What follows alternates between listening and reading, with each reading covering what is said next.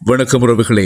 வெளிநாட்டு பெண்ணிடம் தகாத முறையில் நடந்து கொண்ட இளைஞன் மாறு வேஷத்தில் வைத்து கைது செய்யப்பட்டார். திருக்கோவில் பகுதியில் வெளிநாட்டு பெண்ணிடம் தவறாக நடந்து கொண்ட சந்தேக நபரை காவல்துறையினர் கைது செய்துள்ளனர். கல்முனை மாறன்மடு பகுதியில் திருக்கோவில் காவல் நிலைய பொறுப்பதிகாரி மற்றும் காவல் நிலைய அதிகாரிகள் குழுவினால் நடத்திய சிறப்பு சோதனை நடவடிக்கையின் போது சந்தேக நபர் கைது செய்யப்பட்டார். செப்டம்பர் மாதம் 24ஆம் தேதி இலங்கைக்கு சுற்றுலா வந்த நியூசிலாந்து பெண் ஒருவரிடம் தகாத முறையில் அவர் ஈடுபட்டதாக சொல்லப்படுகிறது. இது தொடர்பான காணொலியும் சமூக வலைதளங்களில் வைரலானது.